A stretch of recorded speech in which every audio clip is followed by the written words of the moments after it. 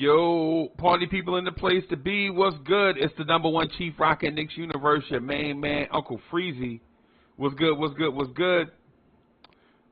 So tonight I got a treat for you, man. Big time YouTube collabo. Got a couple of YouTube stars, celebrities in the building to talk that talk the way that you guys like to have that talk to y'all. Right? Shout out to the chat, man. I see y'all. I've been seeing y'all backstage, man. I'm just working on a few things, man. Shout out to the chat. B-Baller for real. Danny Landis is in the building. The son of the legend, Kerry Cox, is in the building. Alfred Griffin was good. Ron Cleveland is in the building. What's good, y'all? Adam, what's good, man? I see y'all. Man. C-Mac is in the building. Just real quick, got something I want to do. I want to bring our guys up. Y'all be patient with me, man. While I rock the spot, just give me a split second. Where my guests at? Let me see. Where my guests at? Okay.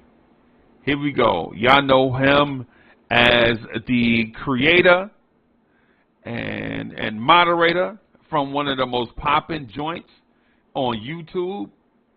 You know what I'm saying? Moderator of and creator of the We Talk Hawks YouTube channel. It's my man, Damon. Up from the heathens, got will, got fight, got pride, got reason. If they wanna go eat, then you know I'm gonna feed them. If you're coming for me, hope you're ready for a demon. I got eyes in the back of my head, I'm seeing. Take me for granted and you know I'm leaving. I'ma take what's mine with the webs I'm weaving. I could take this crap from seeing to believing. Got a taste for blood and my tongue keeps bleeding. From the words I spit, so sharp, so freezing. So cold, behold, frostbite they feeling. I could tear you apart. What's good?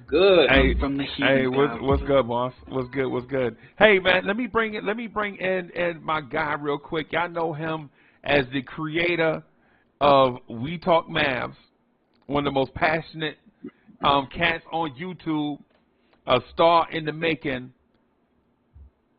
a genuine sneakerhead and culture guy. My man Rel from We Talk Mavs.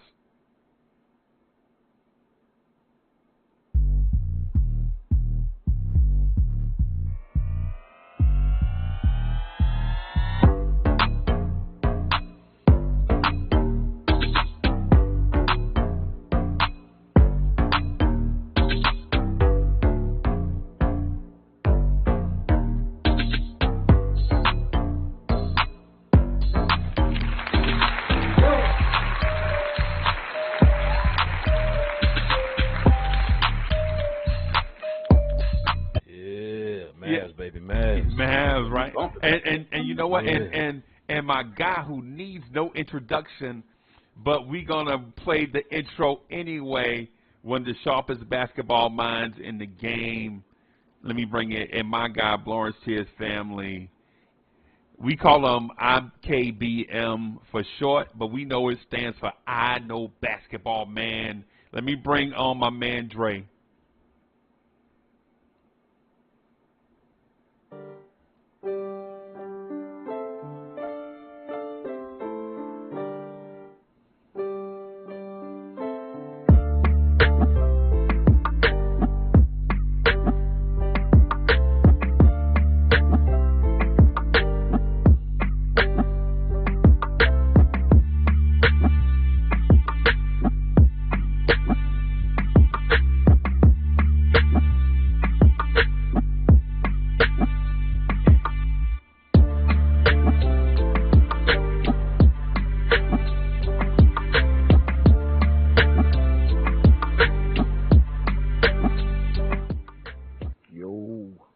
Hey, what's good, fellas?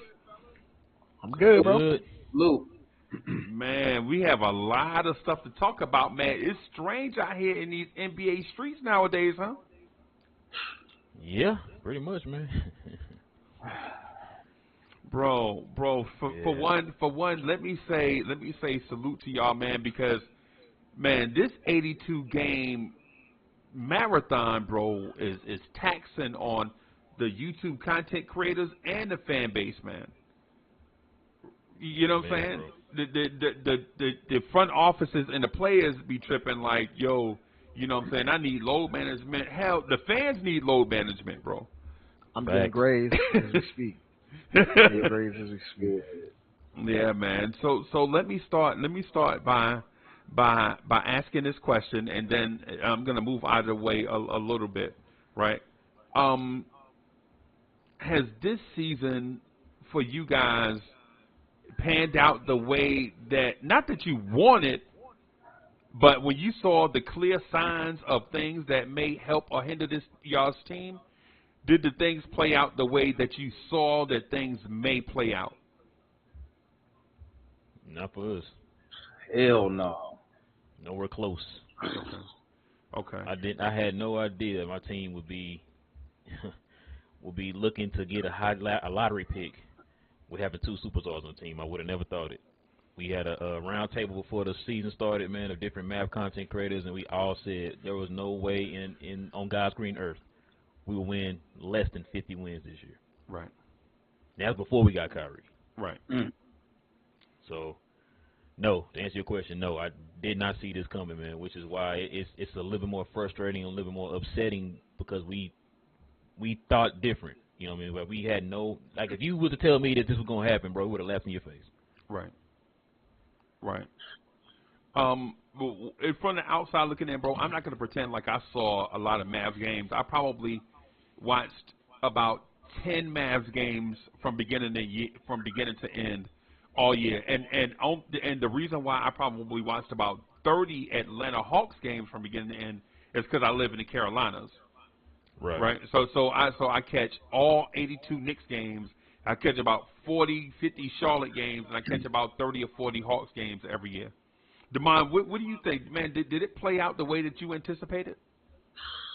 Hell no, but man, let me tell you something, man.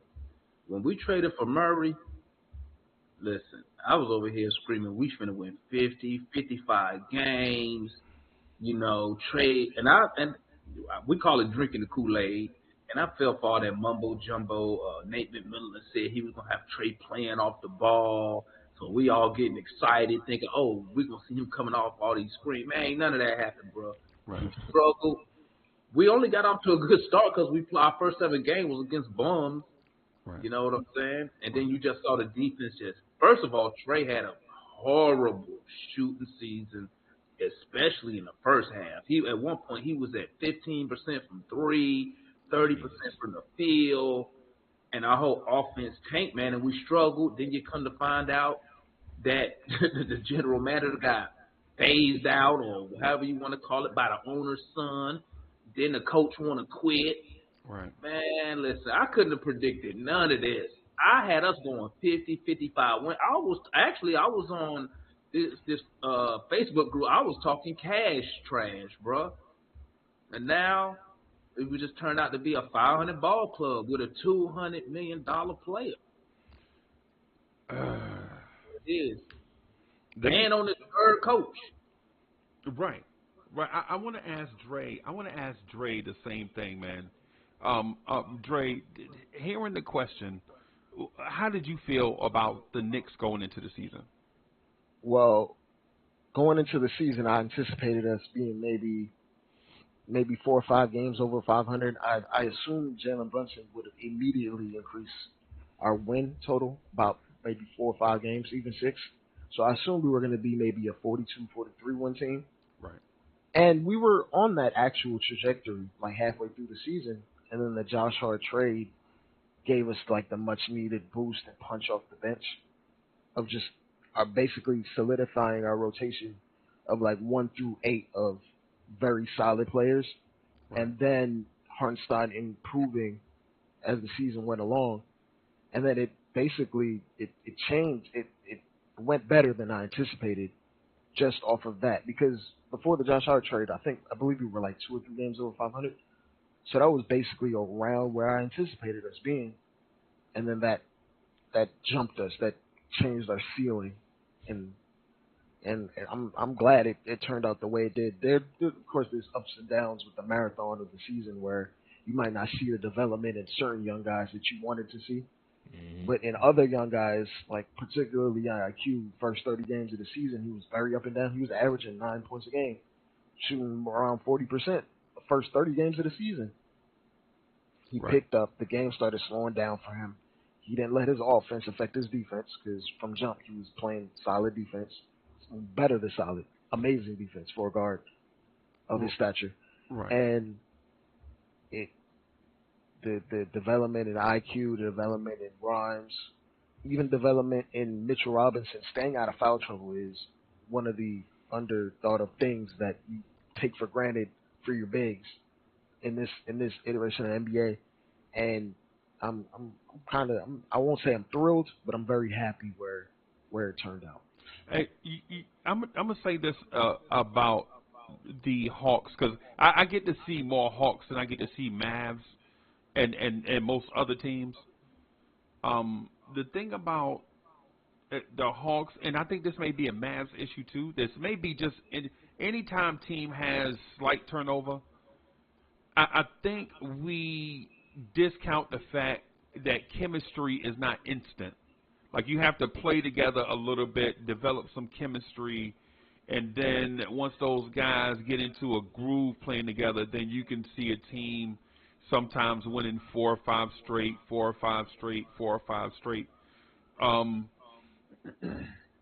Watching, man, when I watch Atlanta, bro, I watch one of the most physically gifted teams in the NBA on a nightly basis, right? Like when we put the Knicks on, we watch R.J. Barrett. R.J. Barrett is not as physically gifted as say DeAndre Hunter or John Collins or the Johnson kid or any of them guys.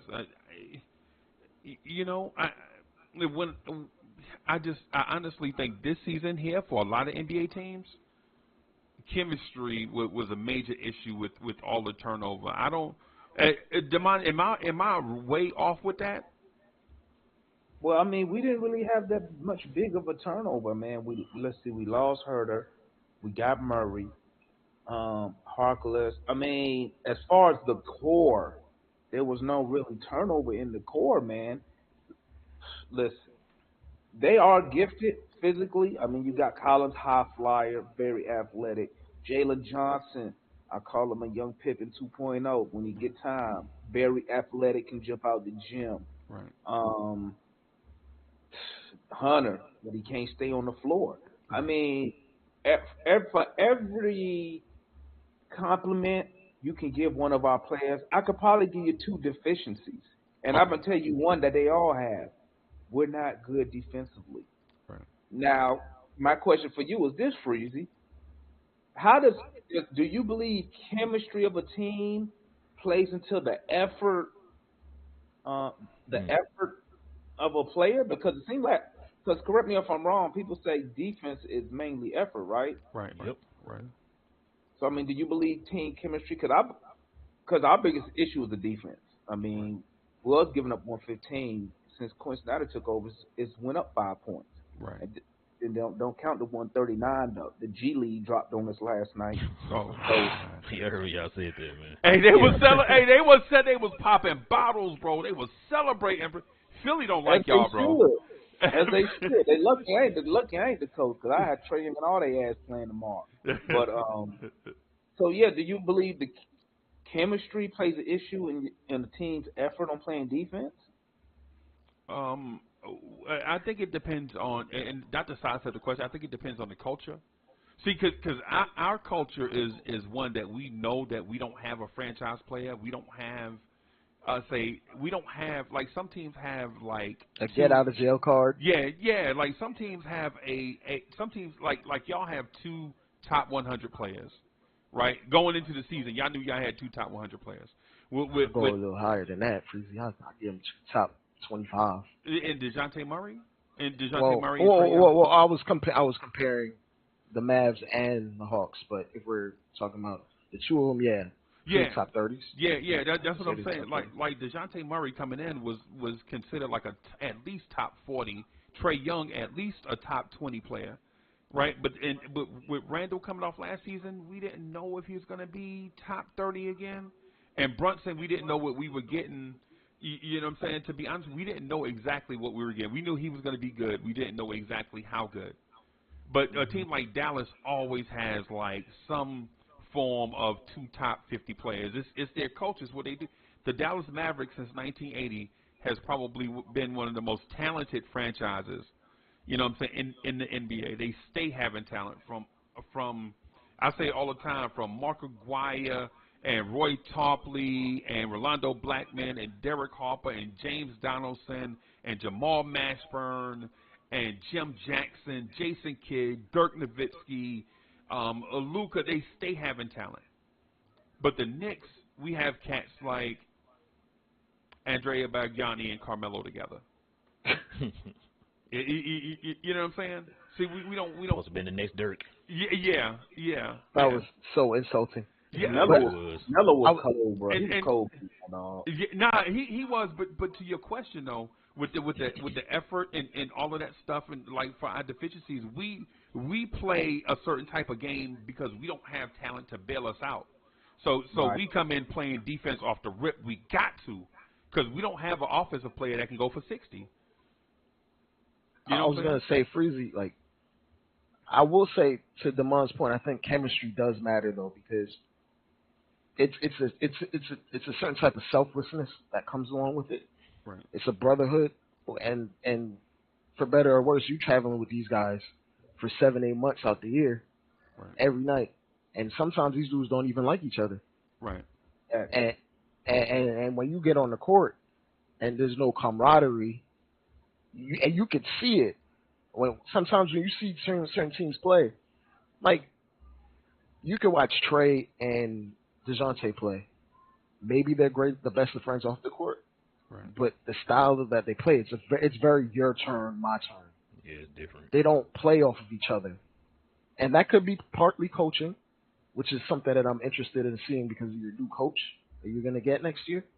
I mean, not you already have him, but him implementing his offense next year, where they might like, because when I see them play, you never see like teams with great chemistry is an example of that. Teams with great chemistry, they have their small guards setting screens, like inverse screens, and setting screens for each other, and they play pick. They play off of each other. Right. And it's never really, I'm gonna give you the ball and I'm gonna just stand in the corner and just wait. My arms folded. It's never that. Mm-hmm. Right. So when you see certain things like that, and when it's like that, it bleeds from offense to defense. And when people are getting involved, people are actively playing for each other, you'll see the second and third efforts. But like sometimes when I watch, I've probably seen maybe 35 to 40 Atlanta Hawks games because I'm a basketball junkie. Like I watch everybody. Right. And it seems like once the initial breakdown happens, there's no second or third effort. It's like, all right, they're gonna get the rebound. Let's get back on defense. Mm-hmm. It's already over. There's not the second and third effort like a Josh Hart type dude would be perfect for y'all. Yeah. I I think that's what they thought they were getting with the trade that they made, but I'm not I sure. gotta agree with you, man. Because you know what's so funny about the whole thing you just said? DeJounte Murray was an excellent defender with San Antonio. Right. And then he come to Atlanta and his defense falls off. So I mean, It's like why would I put out the second and third effort when the guy behind me is not even trying to help me out? Facts. Right. You got to play on the string at a certain point, and there's also got to be accountability to be had. Now, granted, we'll see what the Atlanta Hawks look like coming into next year when they implement their offense. And sometimes with the modern game, a lot of the younger players, they need the offense to be going absolutely perfect. And for Quinn them to Snyder, feel like, in a nutshell, Quinn Snyder not having this, bro. 120 a game. That dude had three consecutive years of top 8 defense in Utah with a terrible not terrible. They stayed with a top 10. They stayed with a top 10 defense, bro. So Atlanta, y'all top 10 defense is coming. It's just when my man jump in the middle of this. Well, not even in the middle, with the season mostly gone. He's like he's just there. He's just lip service at that point. He's just like encouraging them and trying to give them the basics. Yeah. But coming into next year, if y'all move off of Capella and Okongwu becomes a full-time starter, he might be doing some Bam Adebayo type stuff under the guy's tutelage on defense. Right. Now, the learning curve for the big man is very hard in today's league, which is why you see Okongwu still make some silly mistakes. He's only in his third year, I believe. Yep. Mm-hmm. And he was very young on draft night, very by young. the way. And like, I'm gonna give you an example. The jump that Mitch Robinson made from his third year to his fourth year under a great coach, you'll see jumps where you'll see him enter that All NBA defense type conversation. Mm. Right. Yeah. But that it's the learning curve, it's development, and I feel like he's deserving of getting 30 minutes a night, starting next year at the starting center position. Let me move just real quick though to Rel, so I can give Rel the same question. Rel, do you think Mavs had a chemistry issue that may have poked a hole in the boat, so to speak, and maybe the chemistry issue was an unseen issue with the Mavs, and they didn't know that they had a chemistry issue until the season started? Well, a lot of people are kind of pointing at the fact that we miss Jalen Brunson, which we do. I mean, me and King been screaming it all year. The thing with the Mavericks is, cause I know people going to kind of point at the whole Kyrie and Luka thing. The thing with a player like Kyrie, he's already talked about this when we traded for him. Kyrie's never been traded mid-season before in his career. Right. So it's definitely a change of pace for him. It's something that's new for him. It's something he's going to have to learn how to adjust on the fly, right? And we also talked about the fact that the trade deadline came later than I feel like it's ever in the history of the NBA. Okay. So you only had a certain amount of time to get these guys together to build that chemistry. Now, within that certain amount of time, we already had an injured Luka, which that's another subject for another day. I blame a kid for on that one, Dre. You know what I'm talking about. Yeah. Also, too, Kyrie was injured, you know what I'm saying, off and on, because we had that injury where Dylan Brooks stepped on his ankle and all that stuff, and he got I think he injured his thigh or something like that. So those two didn't get to play as much together or whatever. Had like 20 games or something like that? Yeah, something like that. 20 games total. Yeah, total, yeah. Right. And so, and then on top of that, it didn't help the fact that we were already a struggling defense. You know what I'm saying? And kind of like I was saying about the whole chemistry thing, and chemistry versus effort. To me, man, it's also too a lot of to me a little bit of skill too with defense. Yeah, what I mean by that, physical capability. Thank you. Like what I mean by that, you have players like a Draymond who can change the dynamic of a defense, a Kawhi who can change the dynamic of a defense. You know, a Lou Dort can change the dynamic of a defense. You know what I'm saying? We don't have that on our team. When you have people who they lied to themselves and said that Maxey was that guy, I don't know why in the hell they said that, because we've been telling them for the longest that dude's not that. Right. It's just that you seem to be the best guy amongst a bunch of guys who can't play defense. Right. That doesn't mean that you're a great defender. It just means you're the best of the worst. You know what I'm saying? Right. And so that's one of the things that's hurting us right now is our defense, man. We don't have any type of defensive identity. I asked you this before, Freezie. I know you are a basketball purist. I asked you before, I said, can you name, other than Tyson Chandler, who was our last franchise center on the Dallas Mavericks? And who did you say?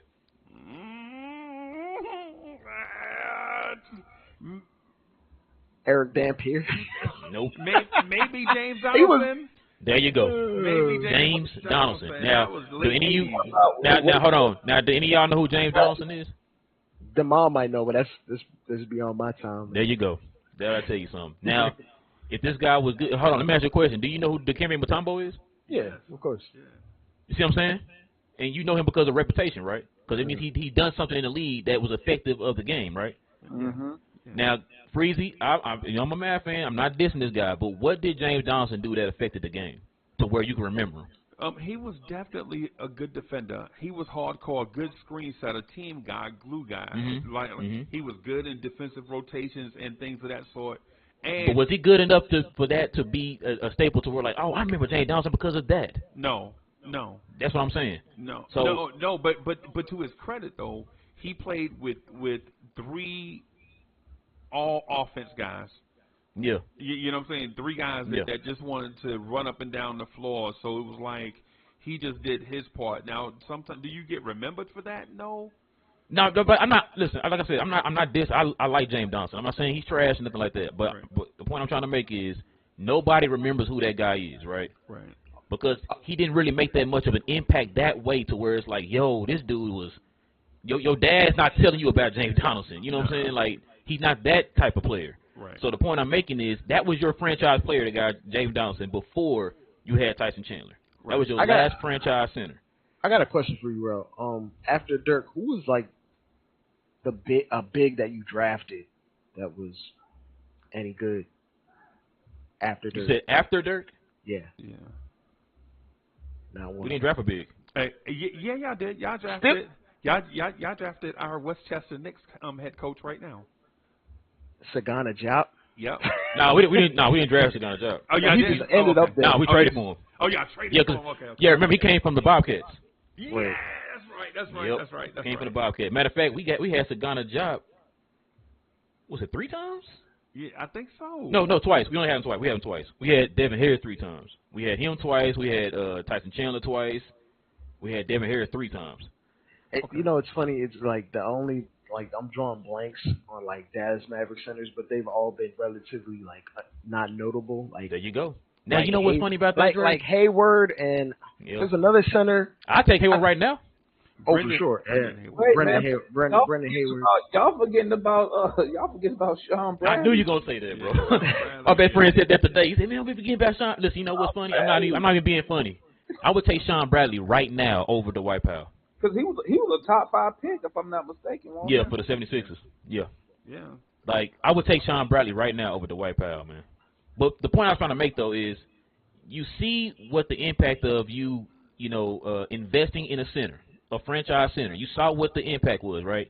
It led you to a championship. Now, I'm not saying you're going to win a championship automatically if you get a franchise center, but you see what the impact was. You see for the history of our franchise, we have not had an impact franchise center. And a racer. Something, bro, right? You'd rather have the White Powell for 8 years back there who can't guard anybody, who can't rebound. See, a lot of people don't understand that rebounding is one of the key big parts of defense. Because once you get that rebound, that means you ended that play. Now, you can stop a guy all day long, but if he keeps getting 3, 4, 5 rebounds over you, then obviously you didn't do your job. You have to end that possession. If you're not doing that, bro, then you're not a good defender. Right.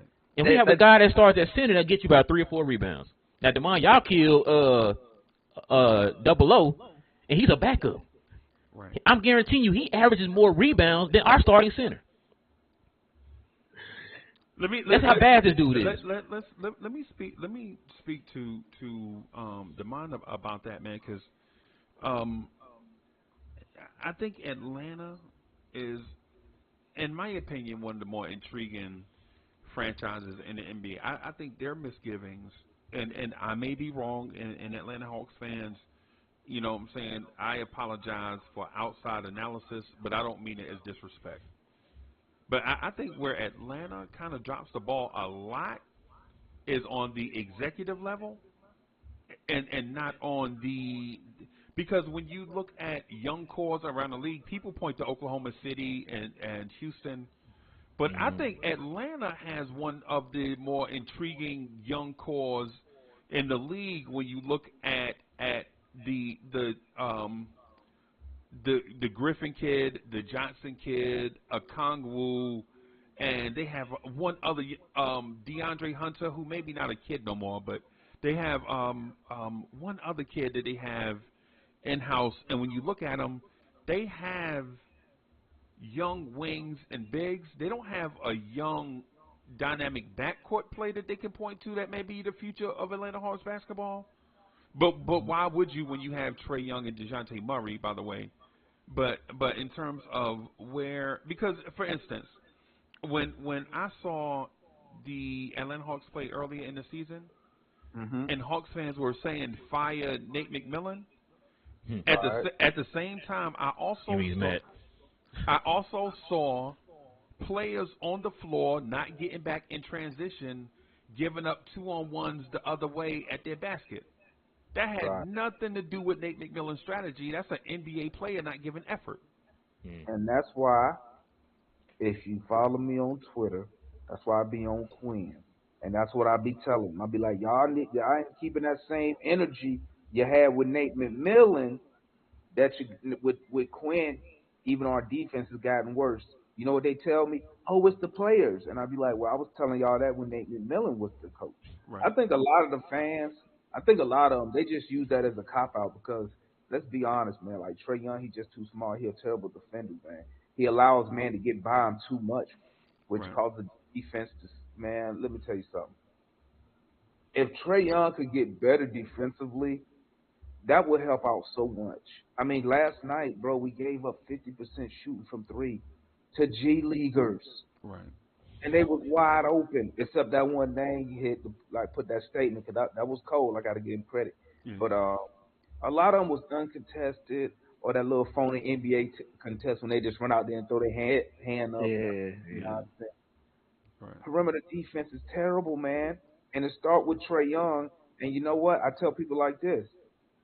Like I say, you know, I grew up on 80s basketball, 90s basketball, right? Your superstar gets held accountable. Right. Yep. No matter what's going on. So you know, I guess a lot of our younger fans don't understand why I blame Trae Young for so much stuff. He's the star of the team. You get the blame because you are paid. You are I hate to use the word, but labeled as the star, the face of the franchise, to be that difference maker and affect the whole game. Like Real said, a superstar to me can make an impact the whole game if need to. In all areas. Yep. Yeah, if need to. And, you know, that don't happen here. And a lot of fans, they scared to hold this dude accountable. They're so scared to hold Trae Young accountable, bruh. Like, it's just... Big Dog, is he? Let me ask you this just real quick. Is Trae Young too small? Yeah, bro, he too small, man. I'm sorry. He got short arms. It ain't like he's short with a hellified wingspan. He's short, got short arms. But Demond, you know what? I know people use that excuse that he's too short. Muggsy Bogues is one of the shortest guys in NBA history and can lock cats up. No, but Rev, I'm not saying short now. I'm saying small. I was at a Charlotte game. I sat with Muggsy Bogues. Even though Muggsy Bogues is short, he's not small, right, for his height. Like for Trae Young to be 6'1", I think Trae Young is what, like 160 something. It's one of those things. Is like, you ever see Chris Paul body up taller defenders? It's using his having the lower center of gravity. That's what he tries to abuse on guys that are bigger than him. Like whenever you see Chris Paul try to check Kevin Durant when they were playing them, he would get all the way up under him, and then Kevin Durant really couldn't put the ball on the floor or go everywhere he needed. Kevin Durant could always put the shot up, but it's a much more difficult shot if you're not in rhythm. Right. You're not able to do what you want to do, like get a one dribble pull up or something like that, for example. Right. And so it's one of those things where my bad, Freezie. It's like one of those things where Trae doesn't have to be above average. He doesn't even have to be average. He just needs to be slightly below average on defense. But that will change everything in terms of help defense, the quality of help defense. But Trae, that's not what I'm talking about though. What I'm saying is this. Like when you Jalen Brunson is short, right? Mm-hmm. But does Jalen Brunson give you the impression that he's small? No.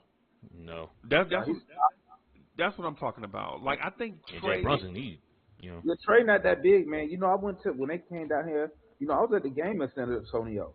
Mm-hmm. You know, and I sat directly behind the Hawks bench, and he's not a big guy. You know what I'm saying?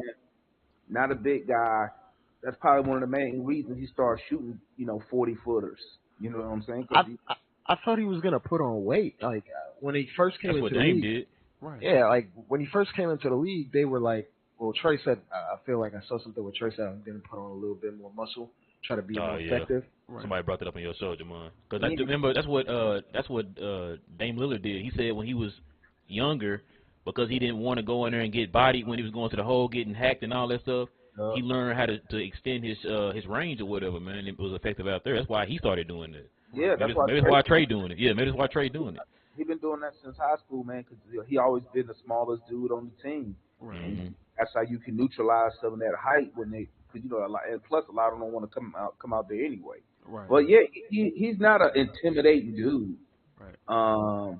He doesn't have the body style to where he can like a Chris Paul can establish any type of position. Right. I mean, what he probably never had to. Now I think about it, he probably never had to. But he does need to put some weight on. But to me, bro, that ain't even his problem. It's that his defending is terrible, man. Right. It's terrible. It's a lot of blow-bys. He's like not even putting in the initial effort. Until he improves that defense, man. Like I don't care what weight he put on, bro. We can't. It's like when I watch it, like you just put up it's funny enough because he runs the pick and roll damn near as good as anyone in the league. Yeah. But he doesn't know how to defend a pick and roll. Like, he's an elite passer, bro. He's an elite passer. When he sees the screen coming, either he won't go around it or he'll just die on it. Dre, he is so, bro. I ain't gonna front. That's my guy. Trey, my guy. He go under the screen to save energy. He don't fight over ever.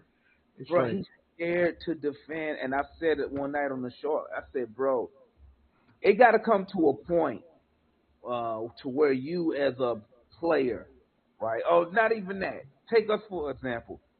We outside playing ball, and they switching and they trying to get one of us on the switch. It comes to a point to where you got to be like, you know what?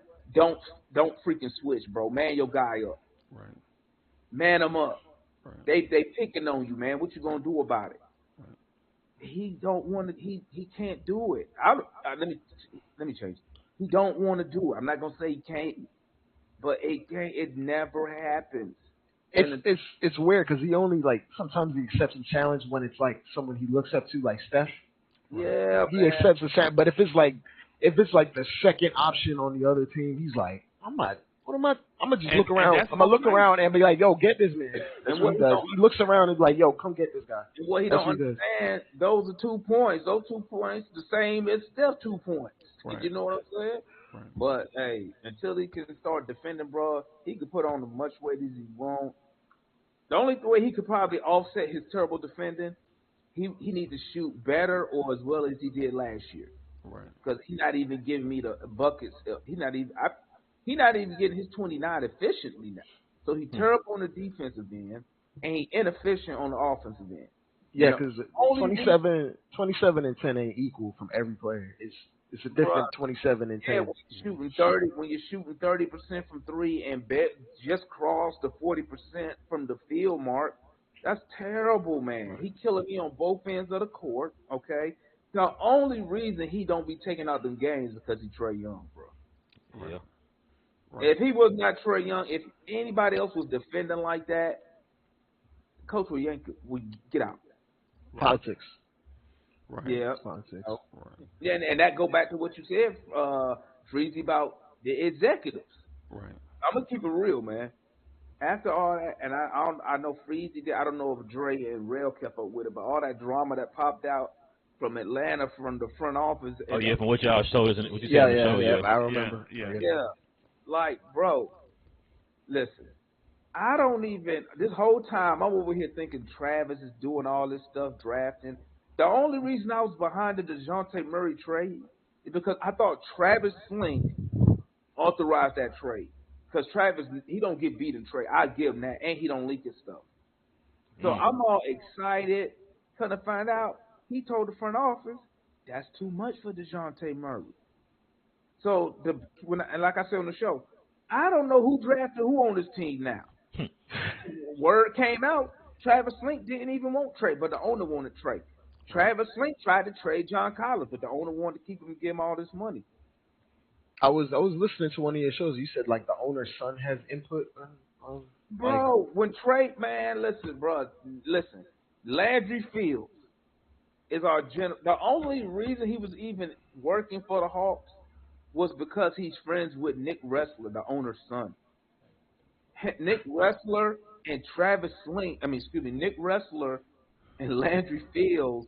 What did I say they did? What you call it when you push somebody out of power? A coup. A coup. Yeah. Coup. And Travis, bro, let me tell y'all something, man. Because my bad, man. I'm ranting right now, but No. You good. This is intel, right? This is info. you know when Travis Link, right? The following year, the year we went to the conference finals. Mm-hmm. The following year, we started off the season slow. Have you ever heard a general manager go on the radio and say, at that time we extended Capella, re-signed Collins to that money, and did some other moves. Yeah. And Travis Link went on the team's radio, flagship radio station, and he said, "Yeah, maybe we shouldn't have signed." Excuse me. He said, "Yeah, maybe we shouldn't have brought all those guys back." Like, I've never heard a general manager criticize what I'm thinking his own moves publicly. Come to find out, they ain't even his moves. They not his moves. So we don't even have one vision. So I don't know. Sound familiar too. I don't know what direction we go ahead in, because guess what? Bro, like I told them boys, we better re-sign Murray. Right. You can't give up all that and not resign. And not resign him. That's crazy. You know what, Dre? That's what I tried to tell Matt. Matt talk about let him walk. I was like, are you crazy, bro? Let him walk. Then and recoup nothing for your draft picks? Exactly. And still not have cap space. Yep. Ding, ding, ding, ding, ding. I be trying to tell these dudes, man, but, bro, we so messed up, man. Until we get the front office, hopefully with Quinn getting the head coach, plus he got an executive role, that should give him some power that Nate McMillan didn't have. Nate McMillan didn't have no power. That's why, Trae Young used to blow him off, and Nate McMillan never benched him. Or when Trae went home, instead of doing a shoot around and didn't show up to the game, I'm sure y'all heard about that one. Yeah. And then, so hopefully Quinn, with that executive title to his name, had some say. And I didn't know he had the executive title to his name. I thought he he did. And you know what? When they was going after him, I said that on the show, and I think I put it on Twitter. He better get some type of general manager, president, some type of title. Right. Because guess what? Trey can't talk to him any kind of way. Yeah, Trey. Bro, the only reason we got DeJounte Murray because Trae Young wanted him. Right. Because they became friends at the All-Star game. Like, he couldn't become friends with Giannis. You know what I'm saying? But he became friends with him. Go talk to him over there, bro. Talk to him. Nah, he became friends with him in the All-Star game. That's the only reason we got, even when he got DeJounte Murray, man. Like, the front office don't, and you'll hear me say it on the show all the time, they have no foresight. They don't do no forward thinking. Everything is reactionary. Yep. We either reacting or we trying to fix something we already messed up. Prime example, we traded Kevin Huerter for money. I told them dudes it was just a money move. Everybody telling me, no, it's not. They already admitted it. It was a money move, right? So guess what they do since we shooting terrible from three? Go give a 5 draft picks, 5 second round picks. Go get Sadiq Bey. Yep. Right? You go get Sadiq Bey. But now Sadiq Bey, even though he plays good ball, he is a terrible defender. And guess what's our weakness? Defending. Right. So we get worse on the defensive end because you trying to you trying to do a quick fix because you messed up by trading Kevin Huerter instead of just keeping him in paired attack. And then you trade Kevin Huerter, but then re-sign Bogey to a 3-year deal. He's like 5 years older. Right. Like, what? Who is in charge? I don't know what direction they going in, bro. Right. I didn't understand the Bogey move, especially when he was injured. Bro, I'm like, that's why I was confused on your show, Demond. You had folks trying to justify it. I'm like, there's no way to justify that signing, bro. That signing makes no sense, bro. You don't take him over Red Velvet, bro. Yeah, bro, man. And then it just validates everything I say. Every time I see Kevin Huerter hitting a game winner and sack, he was balling against us. Yeah. Averaging 15, 17, whatever he had now. I just be sitting here thinking like, because the owner was cheap. Yeah. We lost a good player. And he was with what you call it when you get your core like on the. He's on the same timeline because we drafted him with trade. Yeah. Right. Mm-hmm. Right. Man.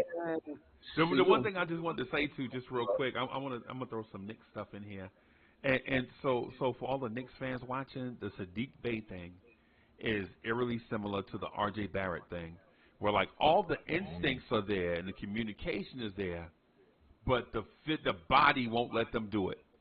Right, like Sadiq Bey wants to, from what I saw, he wants to be a good defender, right? But he just can't. He just don't have the. You know what I'm saying? He just don't have it. When you watch him, it's like watching. It's the reason why. It's when you watch the debate, it's like watching a guy that has some of the physical capabilities to play good defense, but he thinks he's more athletic than what he is, so he can just trail the play, close ground, but he can't. But he can't do that. Yeah. So he's like omitting the initial like footwork and the initial positioning that you might need for good defense. Like he in think order he got, to try he to, think he got burst. Sadiq Bey, Bro, you don't have burst.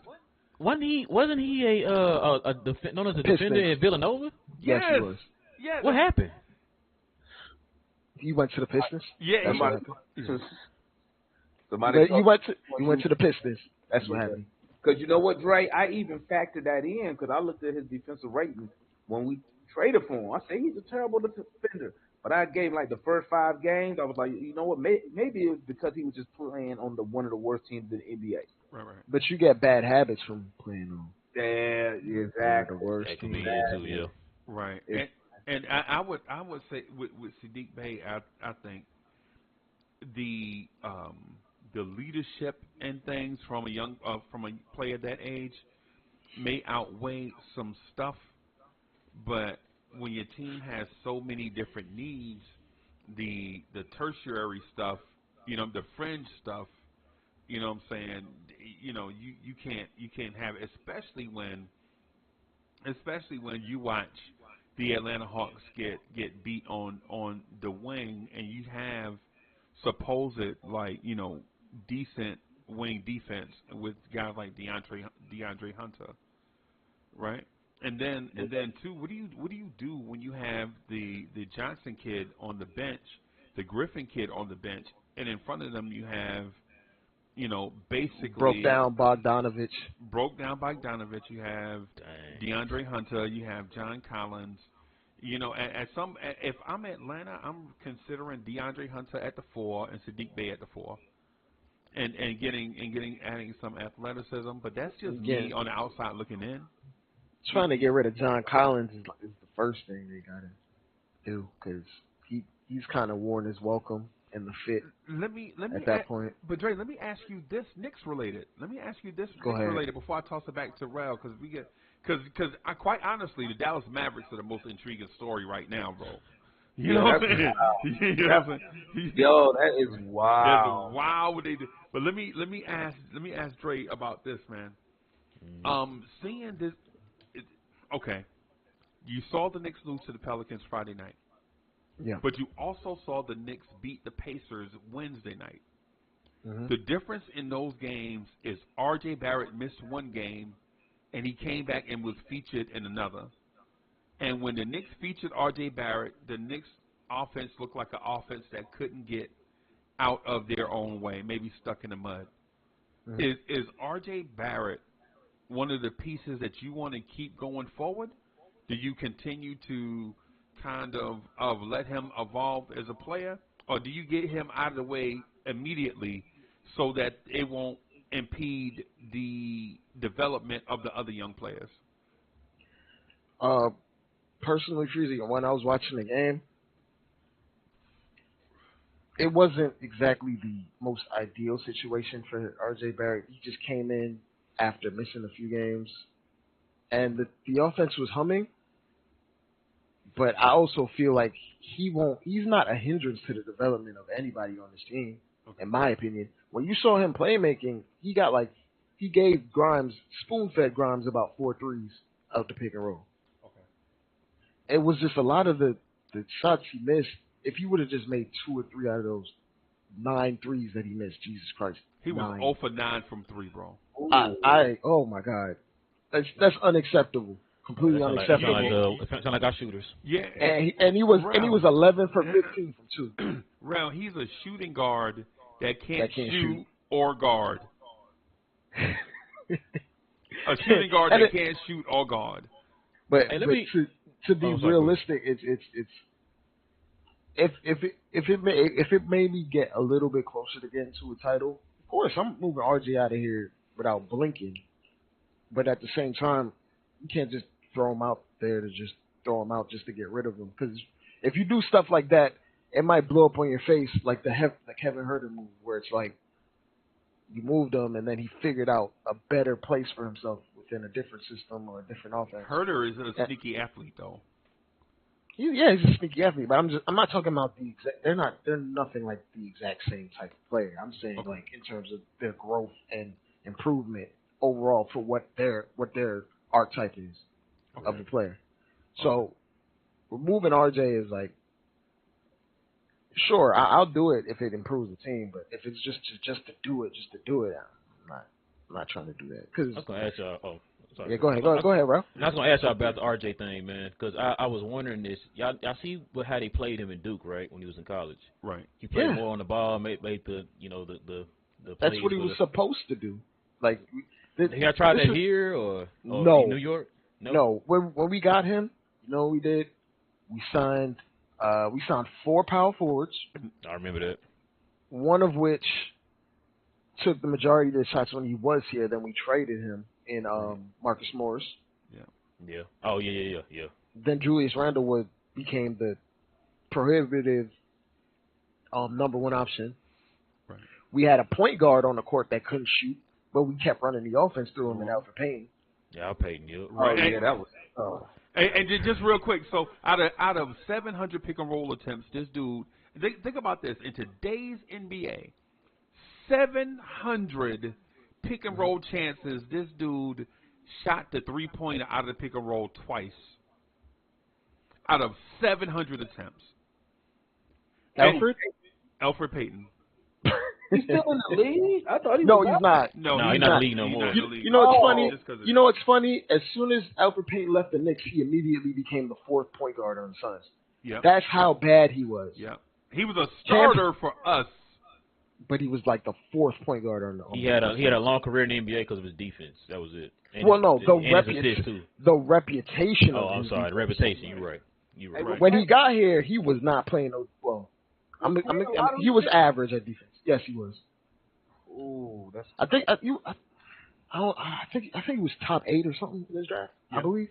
And if you're a draft Nick, if you like to look at like mock drafts and all that stuff, this dude Cason Wallace out of Kentucky is looking just like Alfred Payton.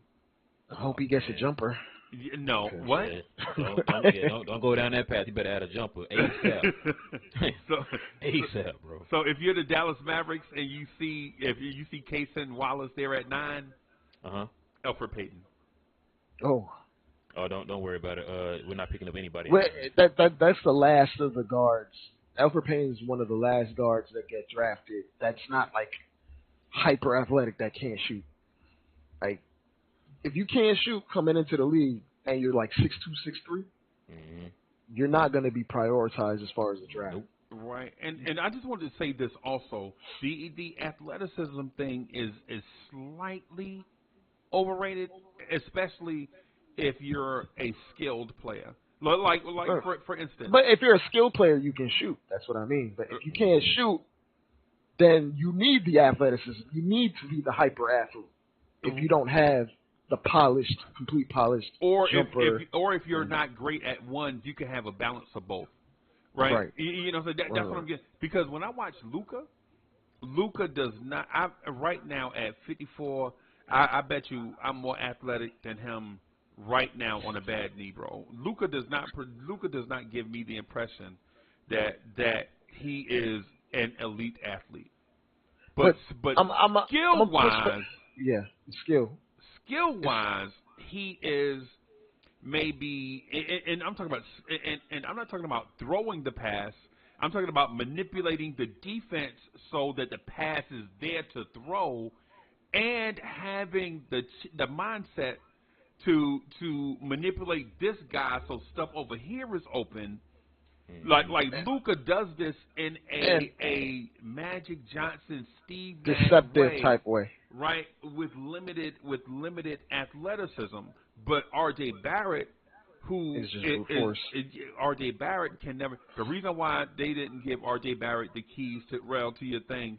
The reason why R.J. Barrett didn't get the keys to do this thing on a nightly basis is because at some point you have to step up to the next level and the next level and the next level. Like with Trae Young, when teams used to ice the pick and roll in Atlanta against Atlanta, right?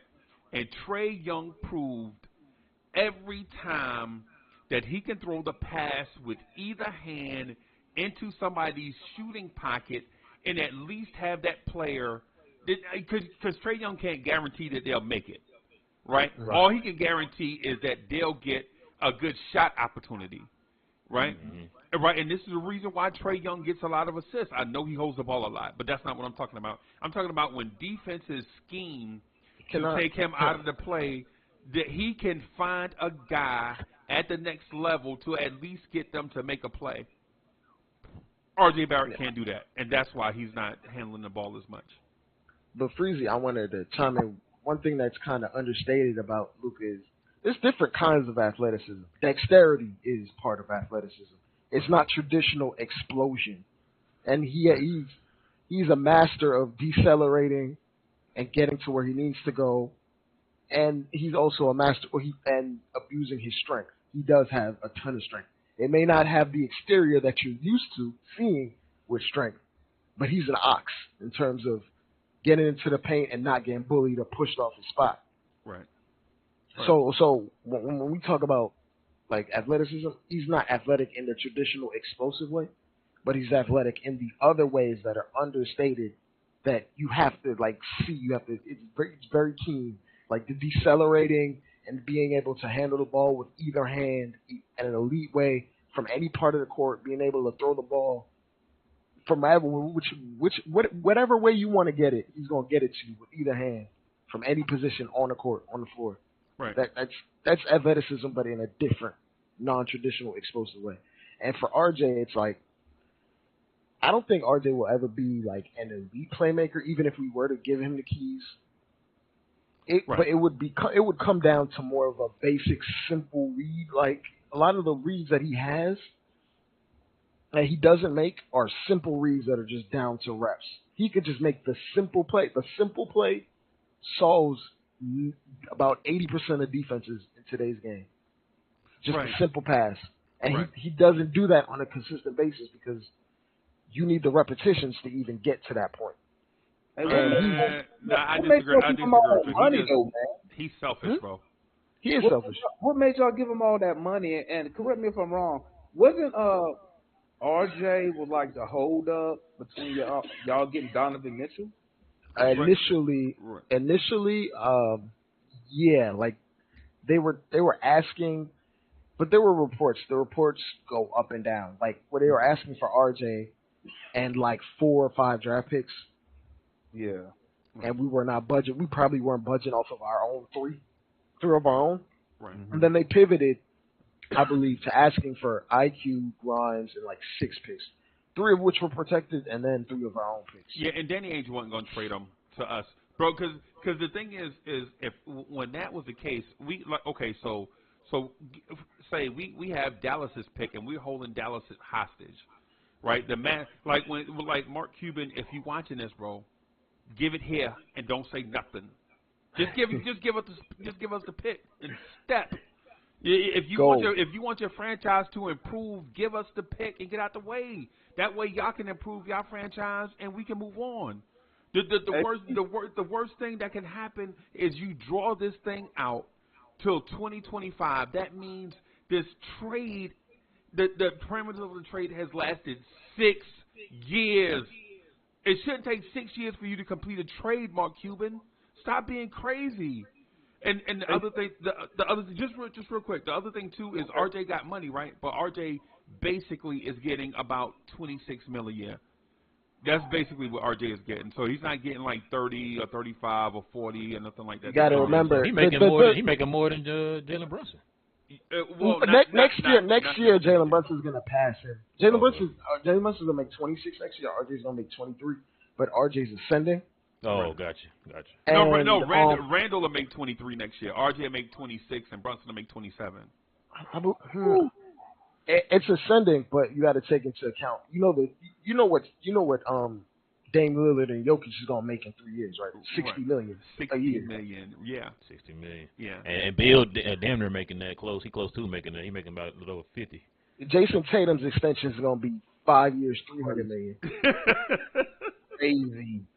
So when we talk about like the numbers, it doesn't even compute in our minds because we're all avid basketball fans and been watching it for years.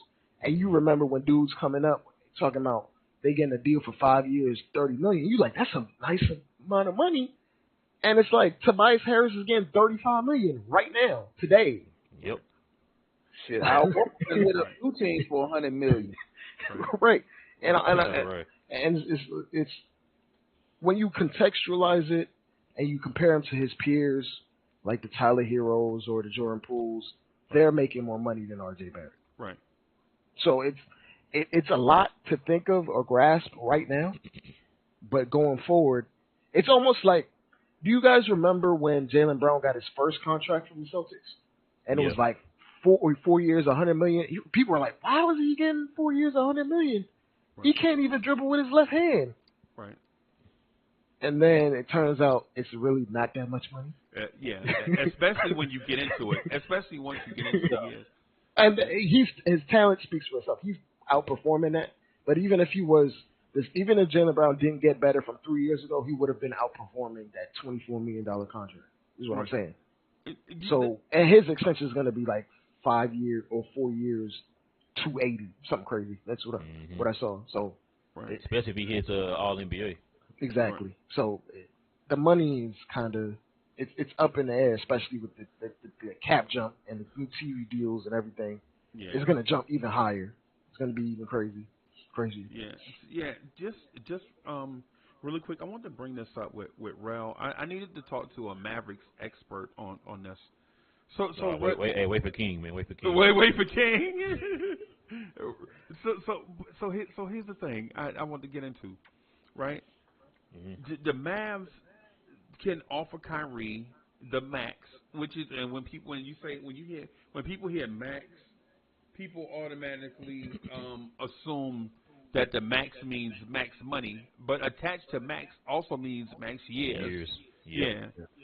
So the Mavs can offer Kyrie 5 years to a 30-plus-year-old point guard. They can offer 5 years. And he gets injured a lot too. And $200+ million, right? They can offer him that. And if they do, that's the Mavericks franchise decision to make. I'm not here to judge one way or the other. I just find it to be that's a big time commitment, regardless what franchise is making that commitment to what player. 5 years and 200-something plus million is a huge commitment, right? Right. If the Mavs do that, do they feel like they can build a championship contender around Luka and Kyrie Irving? Hold on, you asked me, do I think they can, or do you think or are you asking me, will they? Let's look at track records, Freezie. Let's separate them. Let's separate. Let's do the can they part, right, and then we can talk about the will they part. Can they? I don't know. Do they have the ability to? Now listen, it's going to depend on what happens with that pick, right? I know I'm on a New York Knicks channel right now, and everybody's killing us and want us to give that pick up. I understand, bro. Trust me. Right. Me and King been screaming this all year, like you just said. I don't want y'all to hold this over my head for the next 2 or 3 years, bro. I just want to get this over with. I don't want to think about KP, who we let go 2 years ago, whatever the case was, right? I don't want to think about that man anymore. So let's just go ahead and let that pick go. That's what our initial feelings were on the channel. Right. But at the same time, if we end up keeping that pick, because the Jazz won today, so if we lose tomorrow, then chances are we'll be favored to get the 9th pick. Okay. And so if we do, let's just say we get the 9th pick, let's say we move up to the 5th pick. Now, for us, that's going to help us benefit from that because we're going to be able to flip that pick and continue to keep moving back to get more picks. Because we're not known for collecting assets. We got one of the most incompetent front offices in the history of sports. You know what I'm saying? So, like the mom was saying about his organization, we are reactive. We're not proactive, and we've always been like that under Mark Cuban. You never have a plan, and you never have a definitive leader of the franchise who is like, okay, listen, we hired this guy to put this team together. We're gonna follow his plan. We don't have that. Because right now, it looked like Nico's just a mouthpiece. Okay. And like you, it's like to me, it looks like you just hired Nico to say, oh look, he has a relationship with that guy, or he has a relationship with this guy, or a relationship with that guy. Right. That's not why you should be hiring a GM. You're hiring a GM because you believe in the vision that he has into putting this franchise and helping this franchise build into something towards the future. We don't have that. Okay. Because for one, you got an owner who don't know what the hell he's doing, and then two, you add a coach who has a track record of wrecking franchises after he leaves. You know what I'm saying? So, to answer your question, do I believe they will? No. I'm to the point now, Freezie, I need to see it first. I need to see it. I'm not putting any faith in these guys because you hear one thing from Mark Cuban, you hear one thing from Jason Kidd, but then we don't hear anything from Nico, the man who's supposed to make all the decisions. You see what I'm saying? So, do I think they will? I don't know. I need to see it. Can they? I don't know. Let me ask you this question. What happened with the 2022 first round pick? 22. What's it? 23. Last year's pick. Yeah. Oh, we traded for Christian Wood. So you can't trade this year's pick. Mm-mm. Right. So. Wait, hold on. Let me see. What's it? 23? You can trade it. You can trade it in the draft. Yeah. You can draft it and then trade it. Yeah, you could. No, in terms of the pick though, just for clarity, because I know you guys know, right? But I'm saying to those that may not understand how it works, you have to draft a player for the team. Yeah. And then trade that player to said team as the player, but you can't trade the draft pick itself. Yeah, you can't trade it as a future pick, like an empty, like a mystery box. You can't mystery box. Wait, hold on, Freezie, because we did that for the 22 pick. You can do that. You can do that, but it doesn't affect the Stippian rule. The Stippian rule affects in terms of. But Dre, that's not what he's saying. He's saying I'm saying that what you're saying, Freezie, we did that this past season. Yeah. With the 22. Yeah. We didn't use that and package that in the trade. We just you can't trade it. So you can't trade. So I think we can trade this one. Yes. Okay. All right. So that's why I was saying what we need to do is if we can get as high the pick as we can, right? Right. Trade that. If you could get as high as you can and be able to trade back at least about 2 times in the draft, man, and just build those assets, man, so that way you can start using some of those picks. Yeah, pivoting. You can use some of those picks, attach them to those bad contracts like the Bertans and all those guys. If you can attach those picks to some of those guys, move some of those guys out of here, and heaven forbid, if we have to do a sign and trade for Kyrie, that'll be another option that's on the table. You know what I'm saying? So Nico and them got a lot of work to do, man. And like I said, it's to the point that we don't know who is the guy that's going to be making these decisions going forward. So let me ask you a follow up to that. Okay. Right. So the follow up to that is because you outlined the perfect case scenario, right? Right. So here's the thing. So there are only 3 teams that can help you, or 4 teams that can help you in that trade scenario. That's the Utah Jazz, the Oklahoma City Thunder, the New Orleans Pelicans. I think like Orlando or something like that. No, and the New York Knicks. Yeah, that's not gonna happen. Yeah. Yeah, not here. Yeah, and so man, it's not working with us ever again. Right, nor would we give them assets to get a pick that we could just, you know what I'm saying, depending on how the lottery goes, get that pick for free. You know what I'm saying? So think about this. Are the Dallas Mavericks gonna execute a trade with the team in their own division? Probably not. Right? No. Who was the team in the division that you were talking about? The Spurs? Spurs? I think it's the Pelicans, right? Pelicans in your division? Oh, okay, yeah, the Pelicans. My bad. The Pelicans is they're in our division. Yeah. What about Memphis? Is Memphis in your division? Yeah, they're in our division too. Yeah. Both Texas teams, Memphis and the Pelicans. Yeah. Well, is this dependent on cap space? Freezie? No, it's dependent on talent because he wants to trade. Talent. He wants to trade. I'm talking about talent. Yeah, he wants to trade that pick in order to either get more picks or trade and get talent to improve the Mavericks by getting something from a team in their division. Because we got 9 potential free agents this summer. That's a ton, bro. Wow. Yes, man. But guess what? You're still over the cap. Yeah. Because of Tim Hardaway Jr. Yep. Bertans. Kleber. Cleveland. Yeah, and that's the sign him to a contract extension. Good job, Mark Cuban. Yeah, and that's the reason why I asked the question: if can that scenario be done with y'all keeping the pick, or will you do it? In my mind, it probably can be done. The situation can be done. The only way it could be done is if the Mavericks are willing to come off young talent. Because nobody is going to take a pick and bad contracts to give you talent. Way is looking, Freezie. They ready to get up to give Josh Green up. No, you think so? Nah. I didn't think you not. No. I don't think so. Him or Hardy. Because I was watching the stream and King was like, if it came down to it. Well, no. Okay, so yes, like if it had to come down, we're not saying like get rid of him. You know, okay. Yeah, you see what I'm saying. So if it really came down to it, if it's like say I'm just throwing that name out there, I'm just saying I would trade him for this guy just for example. Like say we can get DeAndre Ayton or whatever, right? And they were like, yo, you got to throw in Josh Green. Oh yeah. Okay. Buy Josh Green. Like I like you, bro, but I mean we need that position. But we can get a 6'6" wing player from anywhere. Exactly. You know what I'm saying? Yeah, we had AJ Lawson sitting on our bench. You saw what he did in the last game. You know what I'm saying? Yeah. So flying all over the place. Yeah, you know what I mean? So that's why I say like that's what Akeem meant by that. We're not saying like adamantly get rid of the guy. We like Josh Green. Like our problem is, Bree heard me say this before. We don't draft. Oh well, we've been drafting for last couple of years, but I'm just saying in general, under Mark Cuban, they did not take the draft serious, and he said that himself back in the mid 2000s. Right. Because he had the mind frame of, we're so good, all our draft picks are going to be in the back of the draft. Right. Instead of having the same mind frame that the Spurs had, which is why they won their 5 championships. Because 3 of those guys in your dynasty were drafted either at the back of the draft of the lottery to the end of the draft. Right. Mm-hmm. That's how you were able to win your championship, because you took the draft seriously.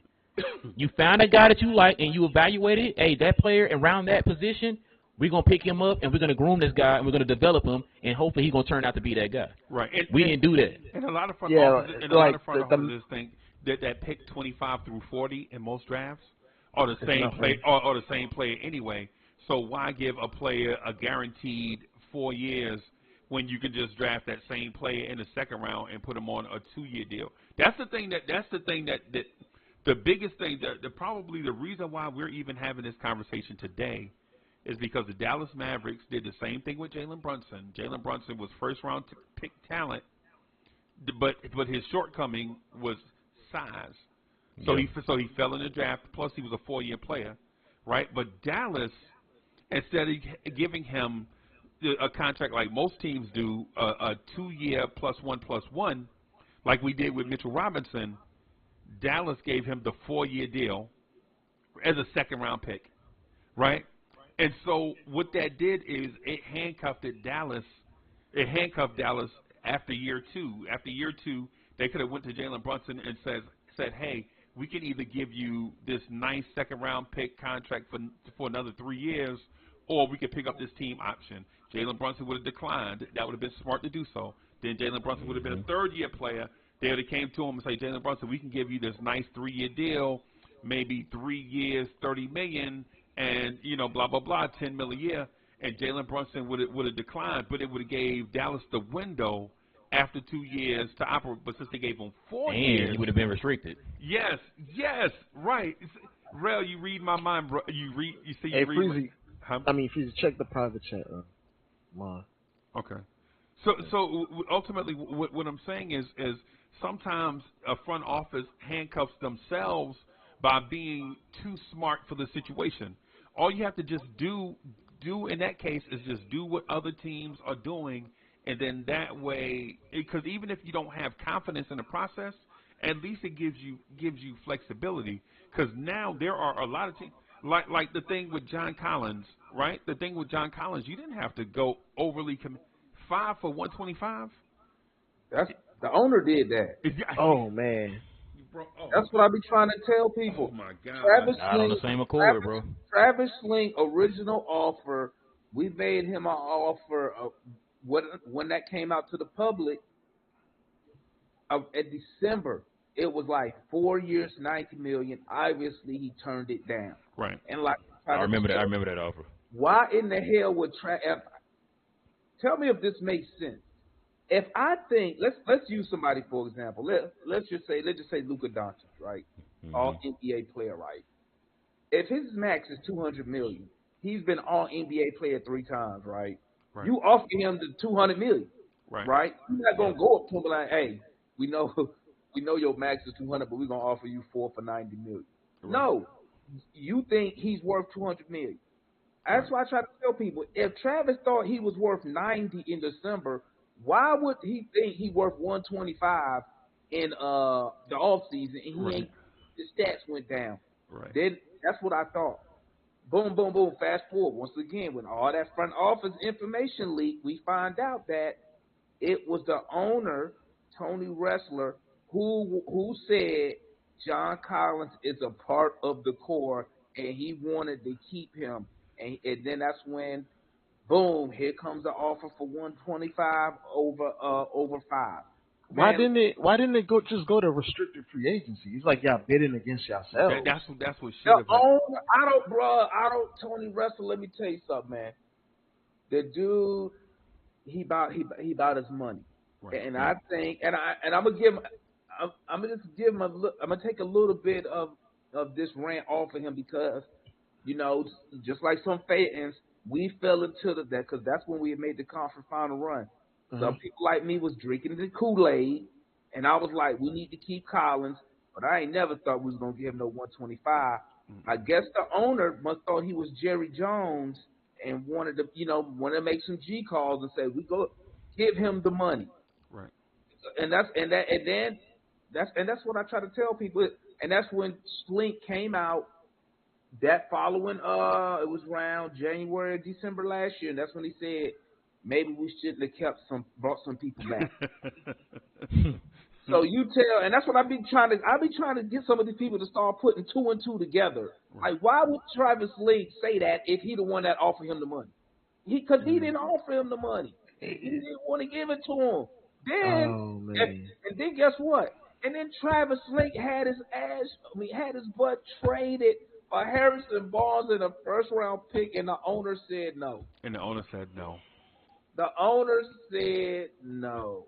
Bro, that's why. Freezie, Damon, it feels like it's something that we've said over here about the Knicks. It feels like y'all got too many cooks in the kitchen. Too many cooks. Remember what I said at the beginning, Dre? I don't know who's doing what.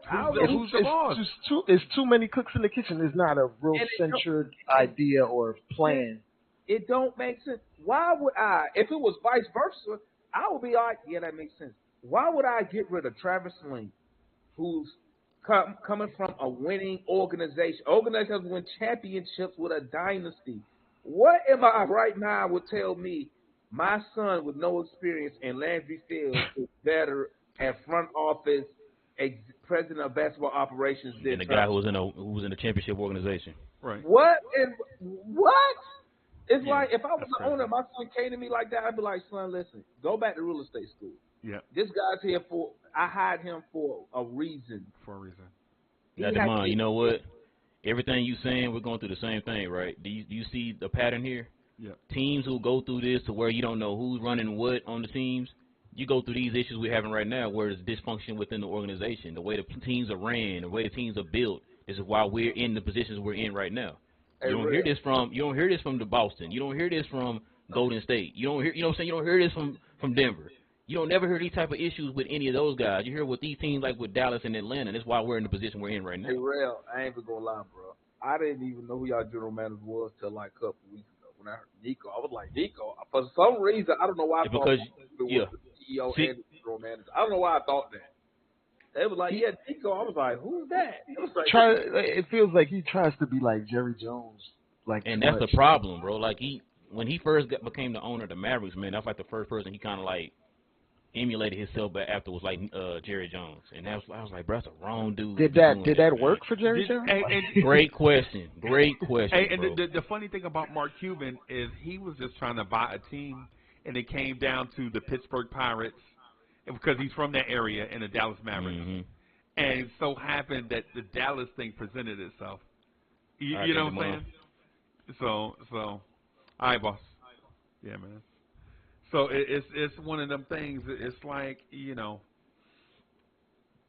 I don't know if he was in that basketball mindset to start with, man. So, I mean, it's one of them things, man, where I think a lot of the ownership. I'm trying to put it in a way that's kind of not sound like being a hater, but basically what it comes down to is accountability. When things go right, what's that word again? That A word? Yeah, the A word. Accountability. It's like when things go right. When things go right, there is a race to the microphone. It's a fight for the microphone. Cats is fighting over the microphone because they want to talk. But when things go wrong, they are quick to point at everybody else. What? Are you serious? Yeah, man. You mean like blaming someone's parents? No. For why?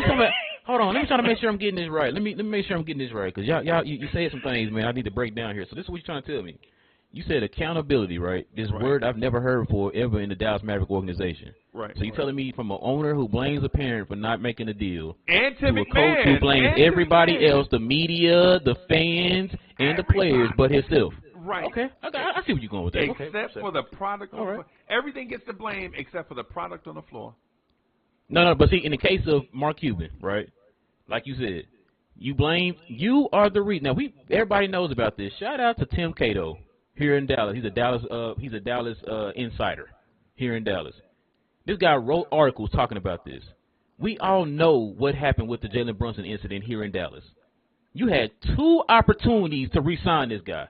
Now, what they end up doing with Jalen Brunson was, so Dallas has this reputation of doing this, right? They did this with Dorian. They did it with Maxey. They did it with Dwight Powell.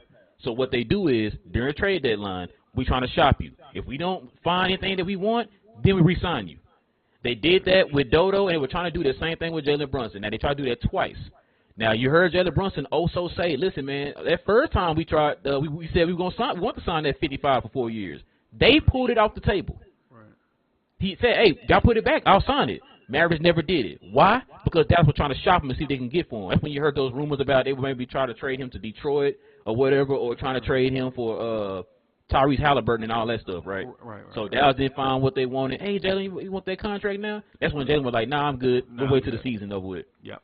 And then the rest was history. Yep. That Tim Hardaway injury happened, and then he just snatched that position and never let go of it.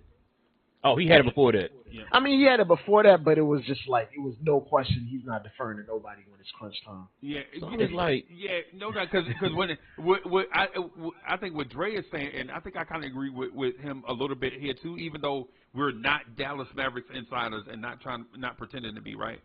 But the thing that we saw from the outside looking in is once Jalen Brunson did that, there was never any going back to the other way.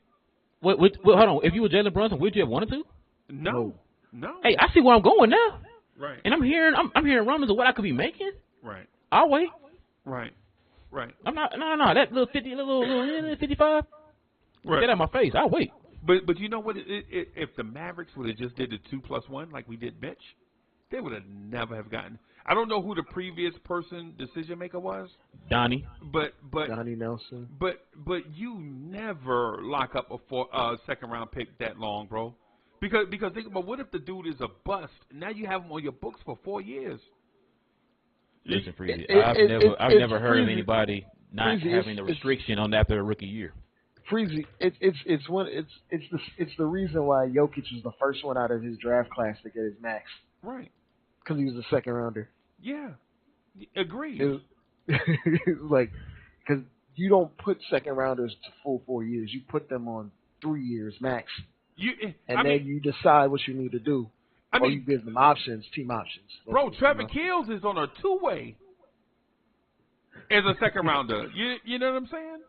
It's no disrespect to second round picks, but when you're a second round pick, you don't have the guaranteed first round pick contract like a Kevin Knox or the leverage. Yeah, because think about if Kevin Knox was and I'm just using him as an example because it's easy for us to understand the example, right? If Kevin Knox was a second round pick and he would have been on that 1+1+1+1, did you think the Knicks would have picked up that +1?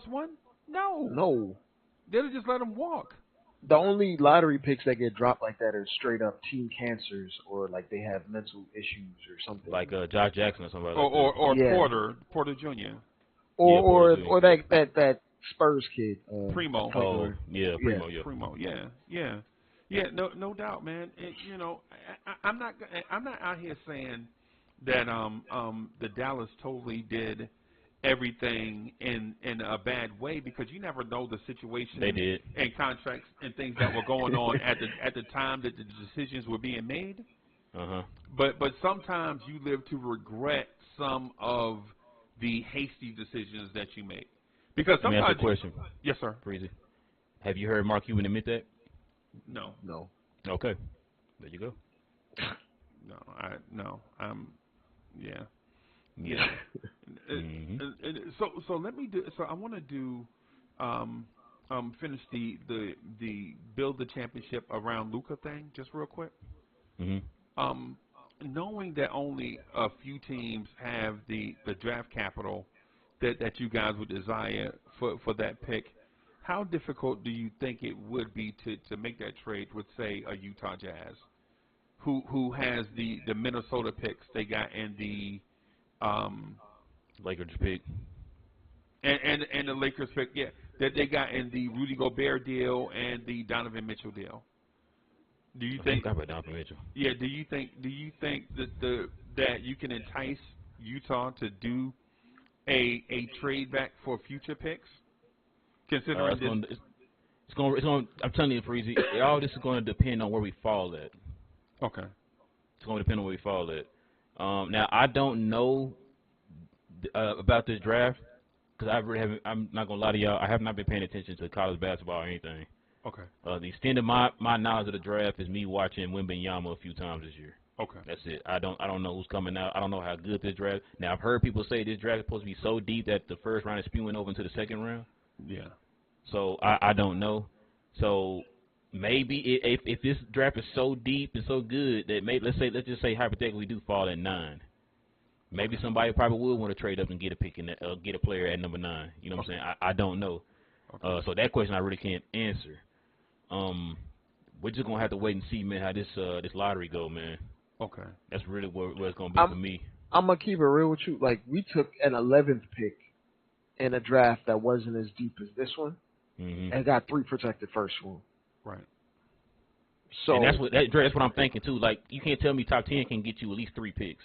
Yeah. If you negotiate it right. You probably can get a team will give you like 2 in there like a late first, and then another late first, and then a protected, like down the road. And it'll probably have to be a multi-team deal, which is how the Knicks got it done. Right. Look, the Knicks got it done with protections, but as long as you have first round attached to that title, right. People will be like, "Oh, you said first? Bring it on in." Because the value of first rounders, are going up because you can't trade 7 years out anymore. Yep, exactly. So that's why I say, like, for me, I just wanna have that option in my back pocket, right? Because y'all heard me say this a lot of times on our show. First round picks are currency in the NBA. Because a lot of teams are trying to do like what we're doing, just flipping picks and using that pick to actually get something valuable. You know what I'm saying? As far as like a veteran or whatever, or a superstar, or whatever the case is, right? So, like, us getting it, I don't care if it's in the back of the first round. I don't care as long as it says first round. Right. Because like say that team that you trade that pick, that late first round pick to, they're gonna still have their pick. So they can, whatever player they're trying to get with the pick, they can use their pick and then whatever pick we give them, and they can do whatever they want with it. As long as we have we have a slew of first round picks or whatever, right? Like, I'm not saying we're finna get up there with like Oklahoma or nobody like that, but just to have those options, man, of having multiple picks to play with, man, to where we can start making some real significant moves. That you know what I'm saying? You can attach and flip a bad contract out here and there. There you go. And that's what we trying to pivot out of a we know that nobody's gonna take up Berton's contract straight up.